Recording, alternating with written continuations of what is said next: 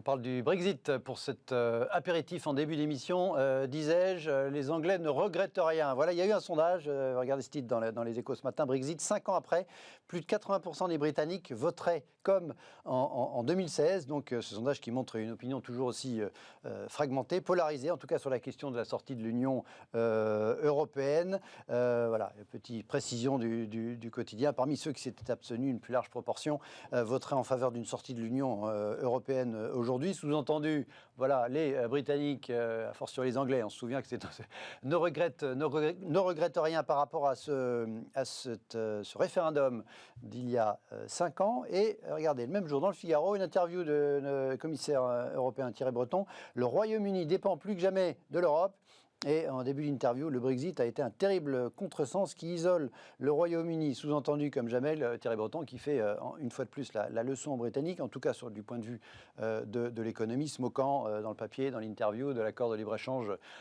Voilà, claironné de façon quasi comme une fanfaronnade par les Anglais de l'accord de libre-échange avec l'Australie, qui, rappelle-t-il, pèse très peu par rapport aux échanges, évidemment, entre le Royaume-Uni et l'Union européenne. Alors, on a donc, est-ce que c'est, comment vous interprétez ce double discours, enfin en tout cas vu du continent et vu de Grande-Bretagne, est-ce que, Hélène, c'est la preuve, une de plus, une espèce de déconnexion absolue entre le politique et l'économique, c'est-à-dire que les Anglais ont un jugement politique sur le sujet, et Thierry Breton, comme beaucoup d'économistes, comme vous, une majorité de vos collègues, expliquant qu'économiquement, ça ne faisait pas grand sens, cette affaire. Enfin, en tout cas, c'était une opinion majoritaire chez les spécialistes de l'économie. Des connexions plus grandes que jamais, et en même temps, c'est trop tôt pour tirer un bilan, évidemment. Oui.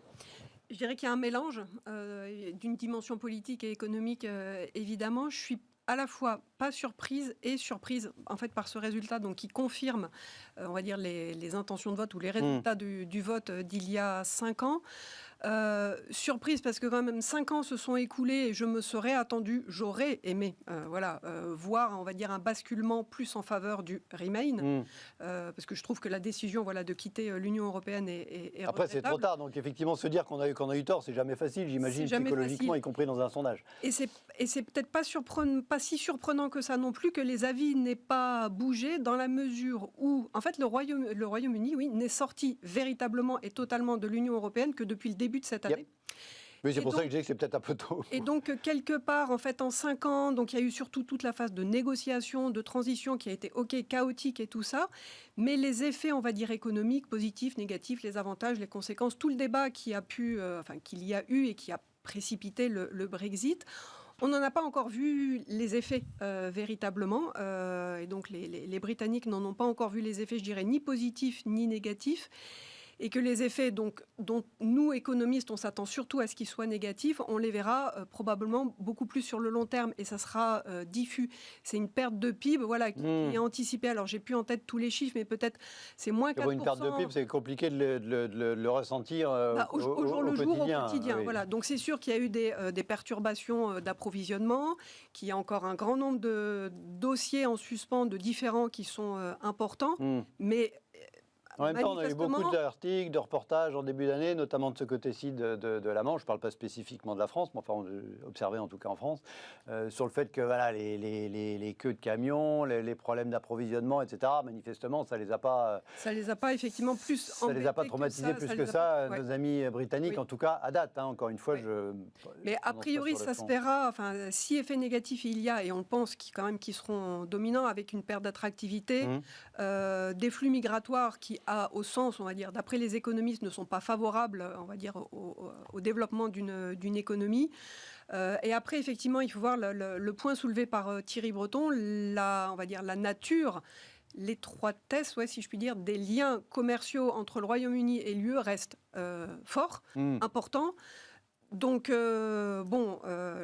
affaire à suivre. Ce qui est sûr, c'est que les relations restent houleuses entre le Royaume-Uni et l'Union européenne, même après avoir négocié un accord et toutes les conditions de sortie et des échanges commerciaux. C'est toujours très tendu. On devine la tonalité de l'interview de quelques propos de Thierry Breton, et on sait qu'il y a toujours des tensions sur des points de détail qui, pour certains, ne s'en sont pas, d'ailleurs, et évidemment, notamment les Irlandais. Il y a un sujet sur lequel ils ont il y a une majorité, c'est que sur le fait que ça n'a pas été un bon accord, l'accord signé entre Londres et l'Union européenne, l'accord de sortie. Comment vous analysez-vous ce maintien de les Britanniques droit dans leurs bottes par rapport à leur vote de 2016, Erwan? Ça vous surprend? Au contraire, vous trouvez ça normal? Non, ça ne m'a pas surpris. D'abord parce que on parlait des effets. Alors les effets négatifs, effectivement, le mur des réalités, comme on l'appelle de temps en temps, il ne va pas survenir tout de suite, il ne va pas être observable tout de suite. En revanche, il y a un effet qui a été jugé comme extrêmement positif par les Britanniques, c'est la lutte contre la Covid et la vaccination. Et la campagne de vaccination, que le gouvernement a attribué au fait d'être sorti de l'Union européenne, ce qui n'était pas tout à fait vrai, mais en même temps, il y avait une coïncidence qui était assez favorable. Et notamment toutes les bisbilles entre l'Union européenne et AstraZeneca, deux usines de production en Grande-Bretagne, 2 autres sur le continent, et avec le reproche qu'une partie de cette production en Grande-Bretagne soit restée en Grande-Bretagne et donc favoriser la population britannique. Ça a joué dans l'idée qu'effectivement on a bien fait de voter Leave, quoi. En tout cas sur tous ceux qui ont voté. On a fait cavalier seul. Ouais. On a réussi on a eu une réactivité bien plus importante que l'Union européenne. Si on s'en tient à la courbe de vaccination, c'est vrai. Simplement, et là les Britanniques sont en train de s'en rendre compte. C'est vrai sur le début, c'est un peu la fable du lièvre et la tortue. Le lièvre est parti très très vite. Mais la lutte contre la pandémie, c'est une lutte au long cours. Et on est loin d'en avoir terminé. Et les Britanniques se rendent compte qu'il va falloir quand même faire très attention, parce que notamment en plus AstraZeneca est en recul. Donc il va falloir quand même jouer avec l'Union européenne. Et même le ministre de la Santé britannique est en train de dire très clairement, ne nous fâchons pas ou ne nous fâchons pas trop avec nos voisins de l'Union européenne. Oui. Donc l'effet positif pour les Britanniques, semble-t-il, c'est la lutte contre la Covid. Et puis il y a tout le reste. Il y a les restrictions au niveau de l'immigration, le fait que quelqu'un qui n'aura pas une offre d'emploi ou qui aura un salaire insuffisant ne pourra pas venir travailler en Grande-Bretagne. Or, sur les 30-40 dernières années, l'expansion économique de la Grande-Bretagne s'est beaucoup largement été nourrie par l'immigration. Voilà, par l'immigration. Et donc, il va y avoir un problème, sachant qu'il y a déjà des secteurs, de nombreux secteurs, qui sont en manque de main-d'œuvre, comme en Europe d'ailleurs, et comme en France. Et donc, comme vous le disiez, Hélène, il va falloir attendre avant de pouvoir vraiment juger sur l'impact ou la balance entre les impacts positifs et les effets négatifs du Brexit. Compte tenu de la concomitance entre le Brexit et la crise sanitaire et économique majeure qu'on a connue, c'est une question récurrente. Est-ce que même dans 5 ans, dans 10 ans, on sera capable d'évaluer, de sortir, un peu comme sépare le jaune et le blanc de l'œuf, de sortir ce qui sera consécutif au Brexit, de sortir de ce qui aura été éventuellement en termes d'effets négatifs, conséquence de cette crise sanitaire devenue crise économique majeure. Ce ne sera pas simple quand même. Non, ça sera effectivement pas simple. De mémoire, déjà, quand le référendum a eu lieu, quand on a commencé à essayer de prévoir les répercussions économiques, alors les scénarios étaient assez négatifs au motif que l'incertitude que cette décision engendrait, ça allait pénaliser l'investissement et tout ça. Si ma mémoire est bonne, en fait, à court terme, la croissance britannique n'a pas, on va dire, visiblement énormément pâti de cette décision. Et puis ensuite est venue la crise de la Covid-19, je pense, qui brouille encore plus le parce qu'à l'époque, on parlait en dixième de PIB, de perte de croissance. Alors cumulé, c'est significatif, mais on parlait quand même de dixième de PIB, alors qu'avec la crise sanitaire, on a quand même parlé plus en dixième, mais en unité de points de PIB, de points de PIB perdus. Donc le choc est sans commune mesure, mais on avait le sentiment que... On va dire, avant la crise de la Covid-19, en fait, l'économie britannique semblait résister plutôt bien, on va dire, au choc du Brexit. Compte tenu maintenant aussi de la crise de la Covid-19, et comme cette crise pose aussi des questions en termes de répercussions à long terme sur les niveaux d'activité, le mélange des deux chocs, c'est vrai que ça ne sera vraiment pas évident à évaluer, par exemple dans 5 ans, dont on pourra se dire, oui, 5 ans plus tard, on a un peu plus de recul pour évaluer l'impact du Brexit.